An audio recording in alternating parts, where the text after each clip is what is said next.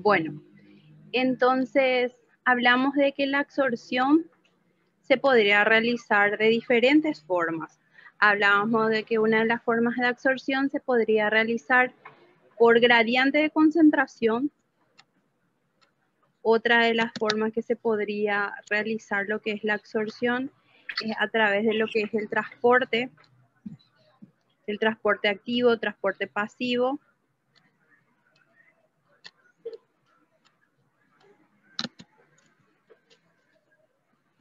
Y vamos a ir explicando también lo que es la absorción por pinocitosis, exocitosis, que es otra forma en la cual nosotros también podemos realizar lo que es esa absorción. La difusión facilitada es otra forma a su vez también a través de la cual se puede realizar lo que es esta absorción.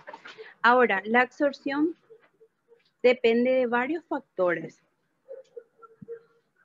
Estos factores influyen muchísimo en la cantidad del fármaco que se va a absorber, la forma de absorción, la rapidez con la que se absorben ciertos fármacos.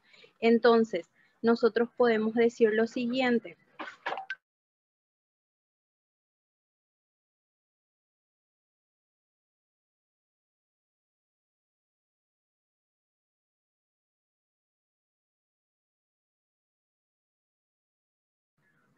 Entonces, hablamos de que estos factores son, por ejemplo, la concentración, la presentación farmacológica, el área de absorción, el riego del área, la motilidad gástrica, si hay una motilidad aumentada, disminuida, la disolución de la forma farmacéutica, la unión específica y el efecto de Dunham. Ahora, retrocediendo un poquito a lo que es los tipos de absorción, entonces hablábamos, ya les acepté a todos, hablábamos de que podría ser a través de lo que es una absorción, a través de un transporte activo. También podría ser a través de lo que es una absorción pasiva. Entonces, si describimos un poquito lo que es la absorción pasiva, en farmacología es la más importante y común, porque la mayor parte de los fármacos se absorben de esta manera. Los fármacos, casi sin excepción, son ácidos o bases. Entonces, esa absorción va a depender muchísimo de lo que es el pH en el cual se encuentra la solución que nosotros administramos. Vamos a ir explicando un poquito más. También que la absorción depende de varios factores. Es un mecanismo que requiere un gasto de energía celular y se realiza a través de lo que son barreras biológicas. Por ejemplo, nosotros tenemos en contragradiente de concentración, es decir, de un lugar menos concentrado. Un ratito, si me dan tiempo, veo que hay algunos compañeros que están en sala, que están esperando y no me aparece acá como que están esperando al fin.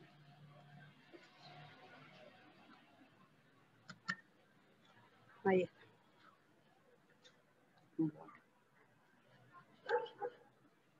Ahí le voy a admitir y continuamos.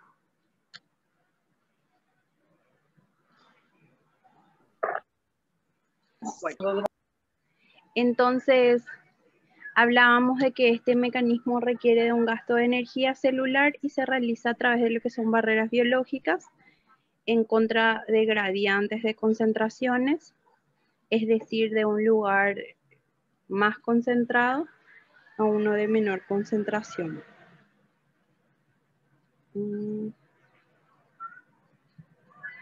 Creo que todos ya le acepté. Pueden escribirle a sus compañeros. Creo que todos ya están aceptados. También nosotros tenemos que tener en cuenta que las características del transporte activo se resumen de esta manera. El fármaco puede transportarse de un lugar de menor concentración a otro de mayor concentración. Es un sistema que necesita de un transportador o un acarreador.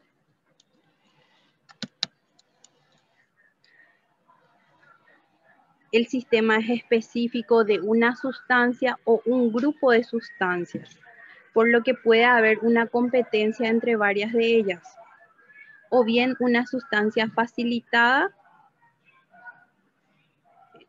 Una sustancia facilita lo que es el ingreso de otra, actuando como un facilitador. También tenemos que tener en cuenta que necesitamos o requiere.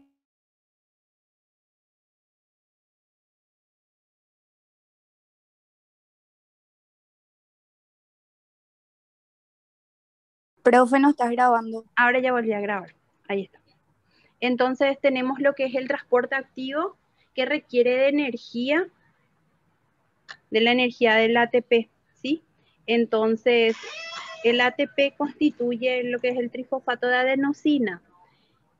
Por lo general, los venenos metabólicos o sustancias inhibidoras bloquean dicho transporte, ¿sí? Entonces, ocupan el lugar activo de esa sustancia. El transporte activo es saturable, es decir, al aumentar lo que es la concentración de un lado de la barrera, los valores de arriba o los valores arriba de la capacidad del transporte, este sistema se satura. La velocidad del transporte entonces no va a poder seguir una curva exponencial de aumento, en cambio va a seguir una curva asintónica, entonces una curva en cuanto va a disminuir lo que es la absorción de estos fármacos. También tenemos que tener en cuenta que después podemos tener un tipo de absorción, que es la absorción a través de lo que es una difusión facilitada.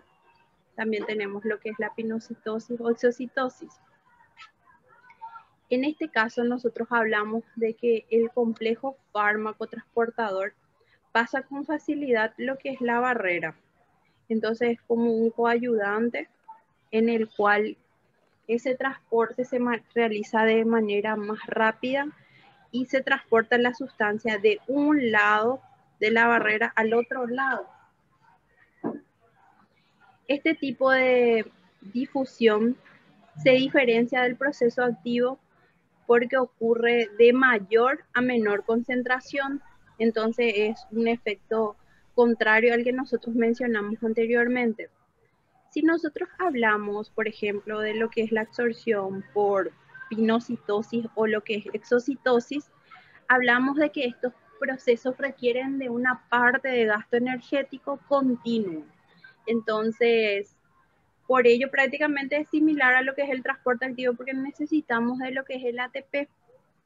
Son lentos y poco comunes en absorción de fármacos, sin embargo, lo que es la absorción intestinal, la pinocitosis y exocitosis es bastante interesante en lo que es la rapidez de los mismos. Entre los factores que influyen en la absorción, ya había mencionado antes de explicar lo que es los tipos de absorción, hablamos por ejemplo de la concentración.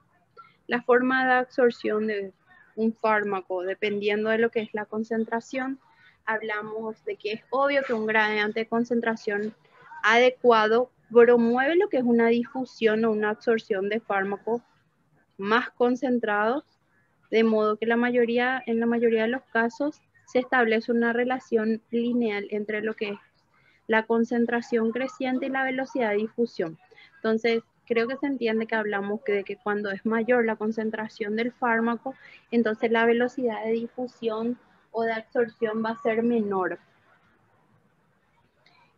A una concentración desmedida puede dañar el sitio de aplicación y reducir drásticamente lo que es la absorción. Entonces, hay muchos fármacos que por lo general se suele realizar una dilución. Se realiza la dilución del fármaco y a partir de ahí se hace la administración del fármaco. Una sustancia con baja hidrosolubilidad no se podrá disolver bien en el contenido gástrico y tendrá que acumularse ahí, alcanzando solo un mínimo de absorción. Entonces, en este caso nos sirve bastante lo que son los conceptos de hidrolipo, solubilidad. Eh, Dependiendo de esos receptores, entonces tenemos mayor o menor absorción de cierto conjunto de fármacos.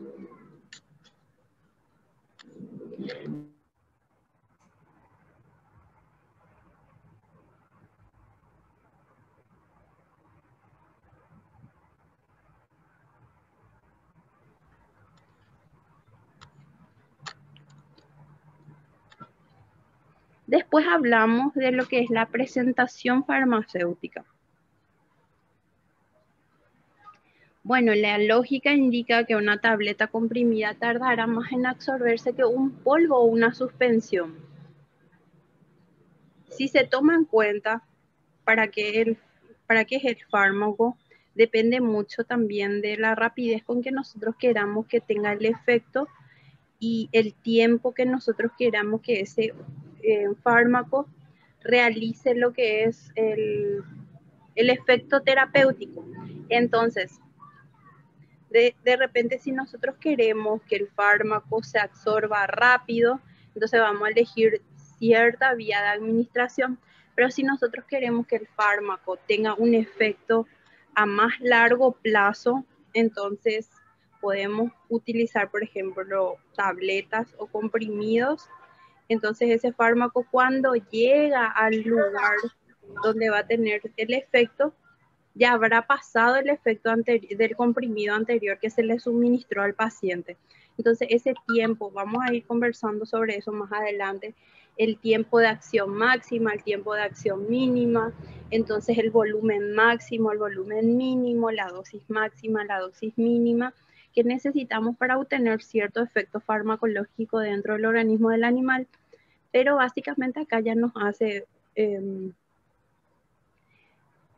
entender que dependiendo de la forma de la presentación del fármaco, nosotros vamos a tener un efecto más rápido, una absorción más rápida y una absorción más lenta.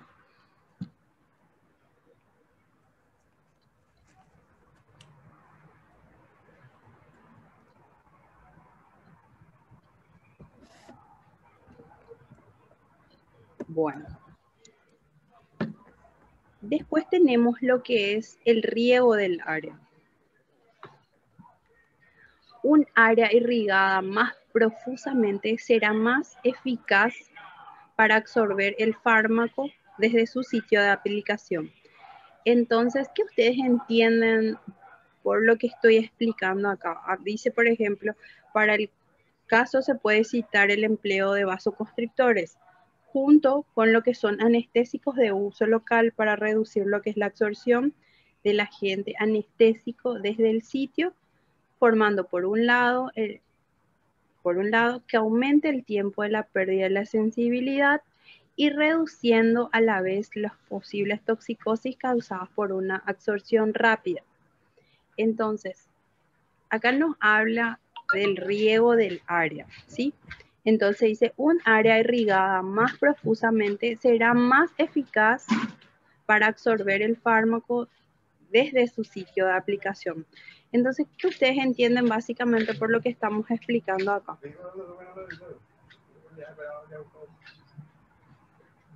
Ahora saliste de ahí, te vi. Seguro está jodiendo ahí.